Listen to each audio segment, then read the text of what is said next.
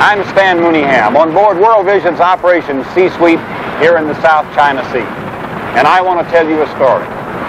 It's a story of extraordinary courage, of danger, of heartbreak. When Southeast Asia fell to the communists in 1975, there were thousands of families who, prizing freedom above everything else, put the most precious cargo they had, their wives and children, into frail fishing boats and set sail on these open seas for anywhere. They've been fleeing in numbers of up to 5,000 every month. There are confirmed reports of vessels being seized by pirates, the women raped, and the men thrown overboard. Most of the boats are unseaworthy and simply sink with the first storm. Right now it is estimated that there are from 5,000 to 10,000 people adrift in these waters, with no guarantee of a safe landing anywhere. This special report is about these boats, the people in them, and our response to this very real human tragedy.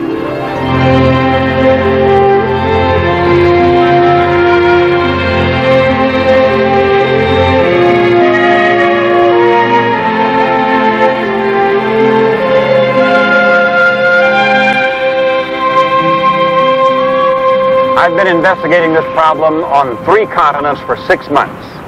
And the thing that has distressed and disturbed me is that, for the most part, the international bureaucrats and the governments of the world treat this problem as if it didn't exist, and they wish it would go away. It is this indifference and cynical neglect that has brought World Vision and this ship here to the South China Sea. And I believe you will want to join with us, because during the next few minutes you're going to see firsthand how you can help those who are helpless.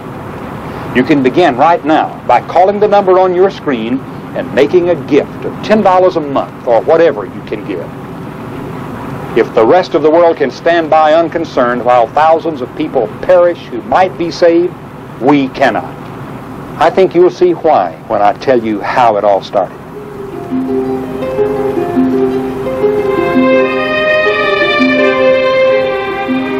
I want to take you back with me to a refugee camp I visited on the coast of Thailand, just a few hundred miles from here. This is Lam Sing, the temporary home of some of the fortunate, the ones who have made it to land.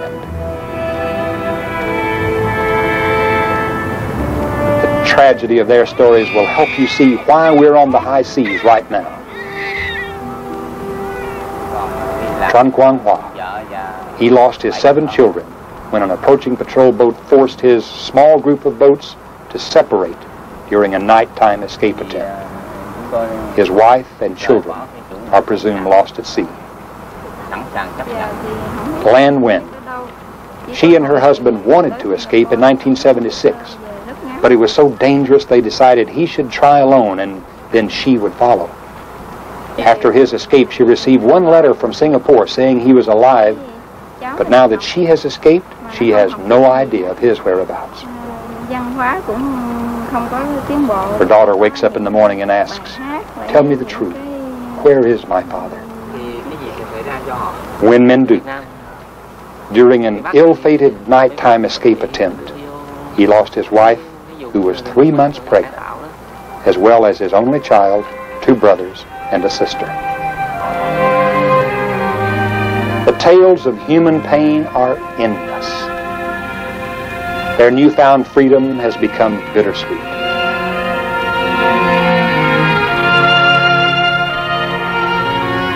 Now they can only wait and hope. Hope for resettlement in a friendly country. Wait.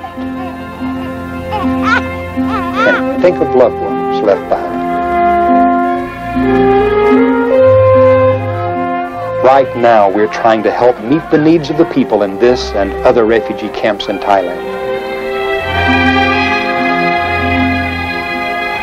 We've set up a temporary clinic, and we're providing food, clothing, shelter.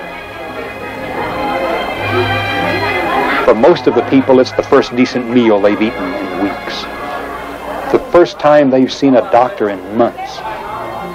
Here's where your phone call can begin to make a real difference right now. $10 a month or a single gift of $15 can mean survival to one of these families. You could be helping a woman like this, who couldn't hold back her tears when she mentioned the names of her 2 daughters who are still in Vietnam. She sits for hours looking out over the sea, hoping that the next boat, or the one after that, will have her 2 daughters aboard.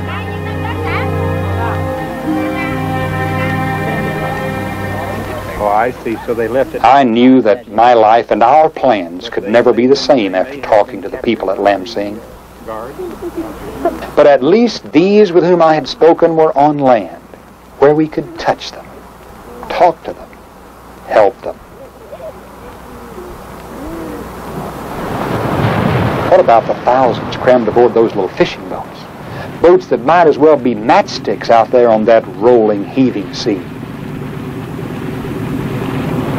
In the name of humanity and a caring Christ, I knew we had to act. But first we needed to pray and ask God's guidance. The next day I went to Singapore and I talked with Christian friends and church leaders. And it soon became evident that God was leading us to a plan. We would launch a mercy ship, while at the same time working for an international policy to provide for resettlement of those in the refugee camps. But the first priority had to be to save lives. We couldn't pick up the people on the water because of the international complexities regarding their resettlement. But our little floating grocery store and service station could keep them alive and their boats afloat until they could make it to shore somewhere. How quickly the plan came together was nothing short of a miracle. First, God provided this 345-ton ship. Scores of people volunteered to help. Supplies were purchased at cost. A large warehouse was given. Young people from the churches came and assembled hundreds of boat packs to be put aboard.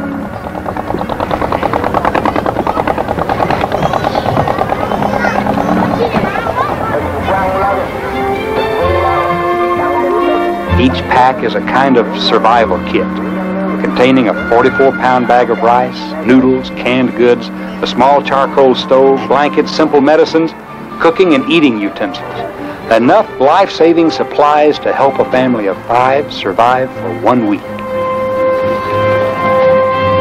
In less than a month after my visit to the camp at Lam-Sing, Operation Seasweep was launched and on its way. This is not the first time World Vision has moved into action in emergency situations.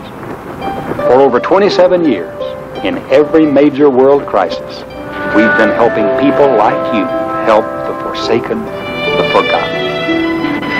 Our motivation is the caring love of Jesus Christ, who himself was once a refugee. I know he deeply cares about the lonely, the dispossessed, and I believe you care too. While we're steaming through the Straits of Singapore, here's what you can do to help. Your phone call to the toll-free number you see on your screen can be your personal lifeline to a family on one of those tiny boats or in one of those refugee camps. $15 can help one family in a camp. For $35, you can provide one of these boat packs that can mean survival for an entire family while they're at sea. For the operation of our mercy ship, as we search for the stranded, the helpless, we need continuing gifts of $10 a month. Whatever you can give, large or small, call now, so we can put it to use to rescue these who are risking their lives to reach freedom.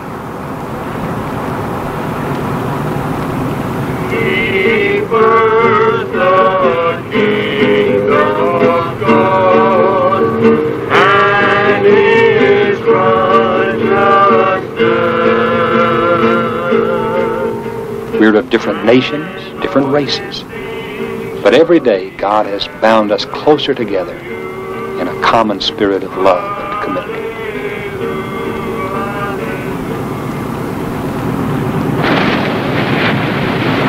Bert Singleton spent 6 years in the Navy as an electronic scientist and physicist. After a successful career in the aerospace industry, he wanted to serve his Lord in humanity. and he joined our World Vision headquarters staff in California. He was the perfect man for this special assignment as our team's captain. And we're making approximately 6.2 knots, so we turn back at midnight tonight. Part of his task is calculating the best routes to intercept the freedom boats leaving Vietnam. Our interpreter, Van High, had himself escaped Vietnam in a fishing boat in 1975. He understood more than any of us the terror on these waters. I really did not dream that I would be here on board this ship. Our doctor graduated from the University of Singapore 5 years ago. Since then, he's had a good government medical practice. And in order to come with us, he had to resign his position with the knowledge that he would lose all seniority. But he made the decision because he felt God wanted him on this ship. Hong Min Lee is a registered nurse, as is Chi Lee QUকথC. They're using their vacation time to be on call around the clock here in the middle of the South China Sea. When we get back to port, 2 more nurses on vacation will take their place.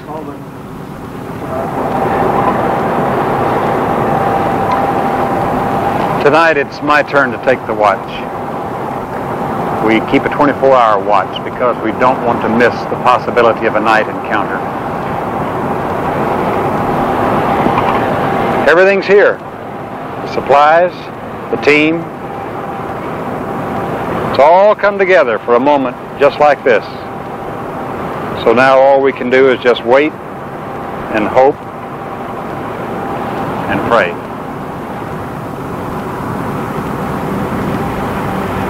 It's difficult to wait, especially if you care. And God has given us people for this mission who care deeply.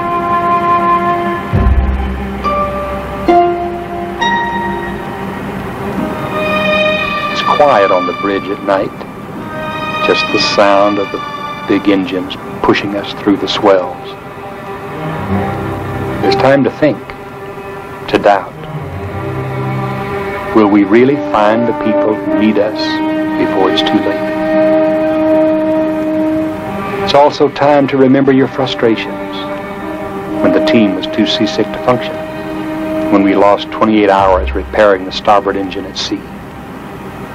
Sometimes all the discouragements pile on you at one time and you feel very small and very much alone.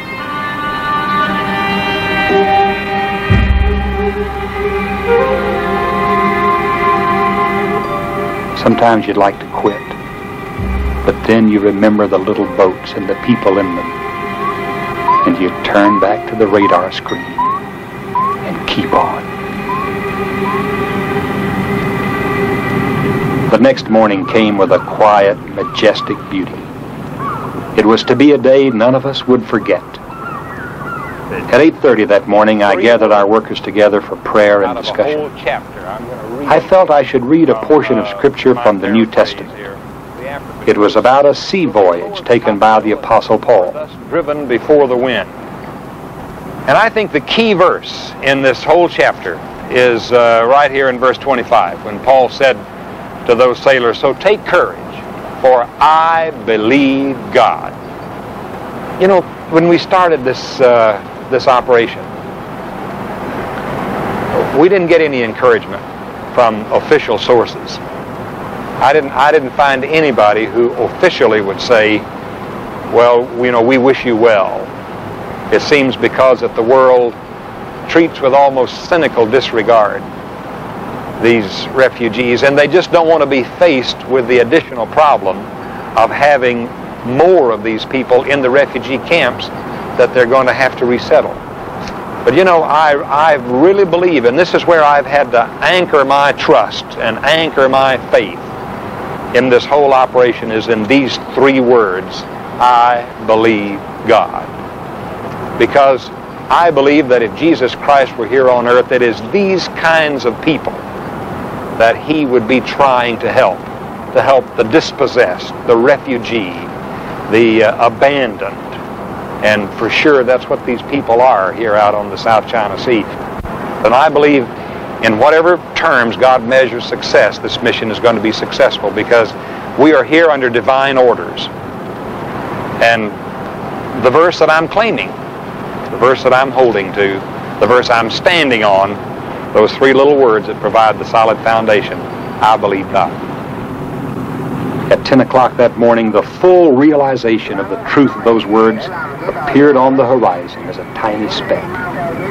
And as we steamed closer, it became clear that we were making our first encounter with those who had been the focus of our weeks of praying and planning.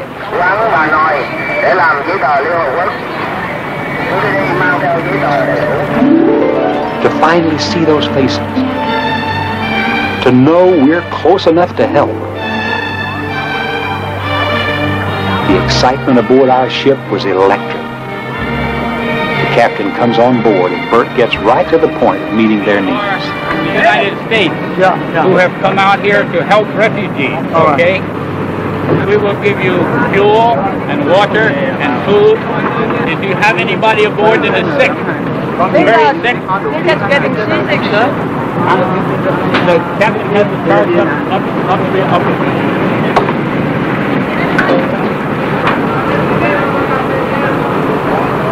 You understand? He tells them that because of regulations, we can only allow the captain and those who need medical attention to come aboard. Somewhere out of the staccato of hurried questions and answers, a very human, personal drama is revealed. It's a story we thought we were prepared to hear, but somehow it's different now that we can see and touch those suffering. But we only want to go to the Liberty Nation. To what? To the Liberty. Any country that has liberty. Not communist. Not communist. Yeah. Okay. The captain says that 55 people are on board. 15 are children. They left Vietnam 4 days ago in the middle of the night. Another boat that left with them was caught by a communist patrol. They have only 4 hours of fuel left and a single cup of water among 55 people. And they are still 2.5 days from land. They would never have made it. Water and something to eat is brought immediately.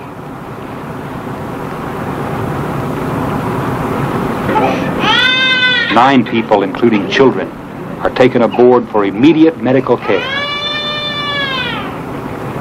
Fuel is loaded aboard the little vessel. Boat packs with food, blankets, medicines are distributed. Bibles are put into the hands of every person, and the Christians among them eagerly open the Word of God. Finally, we give them a fiberglass lifeboat, just in case they have an emergency before reaching shore.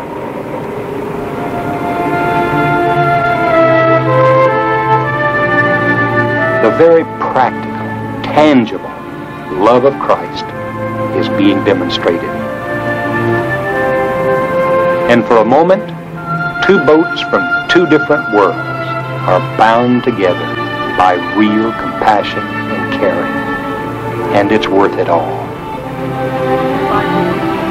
This is the kind of caring you can be involved in with a call to the number on your screen. This is the captain's third escape attempt.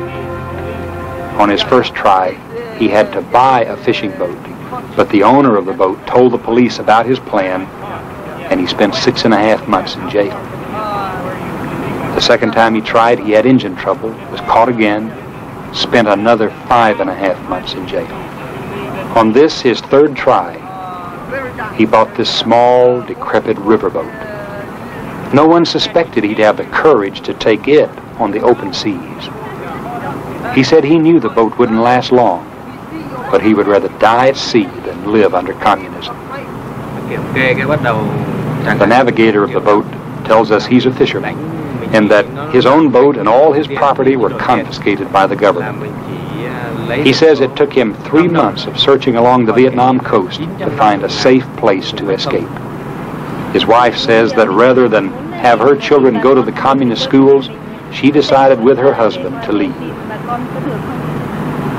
Her parents and all her brothers and sisters are still in Vietnam.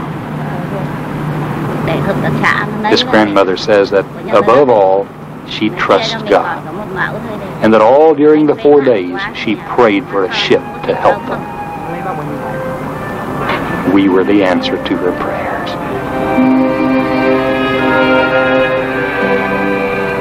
The time with these who were risking so much for freedom's sake was far too short. But the importance of these moments and the love and gratitude that was being shared welded our hearts together.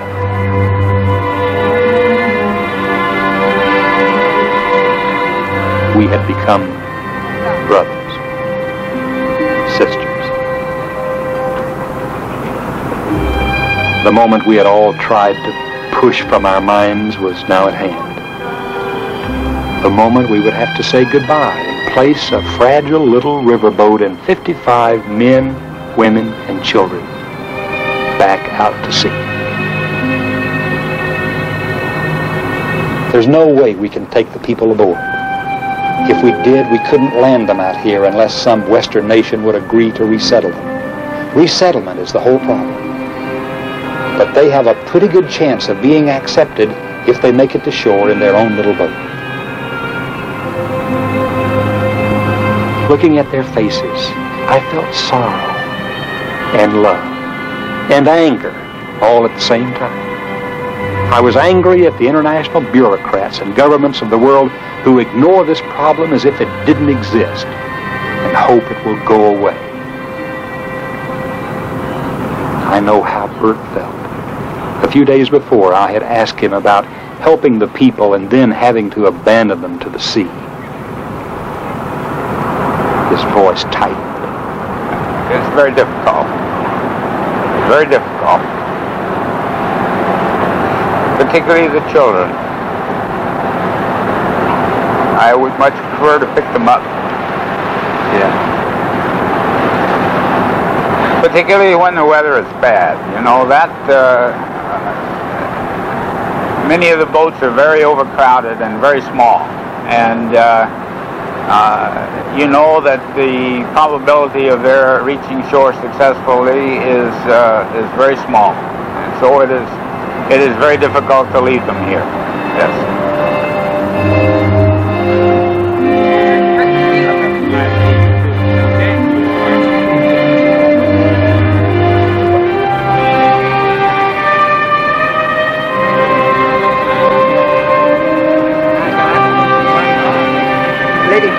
Thank you very much.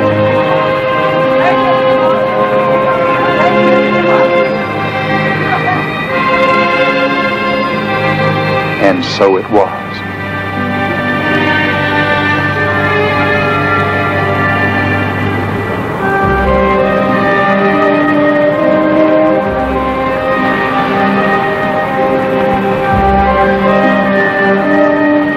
As I felt this kinship, I couldn't help but think of the thousands of others still drifting on these waters and how much we need you to help us rescue them. As you watch this report, our ship is out there plying these waters, searching them out. We need you to be a part of this mission of mercy. In fact, we can't continue without you. That's the reason for the phone number on your screen. It's your personal lifeline to one of these people, one of these families. A gift of $35 can provide a boat pack, the means of survival for one family for 1 week. And we need many continuing gifts of $10 a month to keep our mercy ship on these waters. Whether your gift is $15 or $1,500, large or small, some family on the South China Sea needs the help you can provide right now. Pick up your phone. The number is toll-free. Call now. I've been thinking about those people we've helped. Sure, I wish we could have done more for them. I wish we didn't have to put them back out on the water. But I don't make the political rules. And I think it'd be an awful cop-out for us just to stand by and do nothing simply because we can't do everything we want to do. Maybe someday governments will change the rules. Maybe they'll put compassion and mercy ahead of politics. God knows they ought to. And we're working and praying for that. But I know one thing. Those little boats that we've helped are a lot closer to the shores of freedom than they were when we found them. And those people in the refugee camps that we visited, camps that are almost as restricted and deprived as the boats themselves, have seen a glimmer of hope. Right now, though, my heart's out there, beyond the horizon, where scores of other little boats are crammed with fearful but courageous mothers, fathers, and children. Some boats are so full that the people must actually stand up for 6 or 7 days until they reach land somewhere, or until they die trying. We know that many commercial ships, perhaps for the first time in history, have refused to stop and give aid to vessels in distress because of the politics of this situation. But I promise you one thing. We're not going to turn our backs on them. We're going to keep this ship of mercy out here until the monsoon storms force us to temporarily suspend Operation Seasweep. And we've got to have your help to do it. A gift of $35 will provide a boat pack for one family. Food, medicine, blankets, enough to keep them alive for a week. A continuing gift of $10 a month for the next year will help keep the operation going as long as it is needed. A gift of $1,000 will underwrite the whole project for one day. The amount isn't as important as you're doing something to help now. From the South China Sea, I want to thank you for watching and for your compassionate response. Your telephone is the lifeline to somebody out here who needs you. Use it now. And while you're dialing, pray with me this prayer from the stirring Navy hymn that I used to sing as a young man when I was a sailor. Eternal Father, strong to save, whose arm hath bound the restless wave, who bids the mighty ocean deep his own appointed place to keep. Oh, hear us when we cry to thee for those in peril on this sea. God, grant our prayer and be merciful. For Jesus' sake. Amen.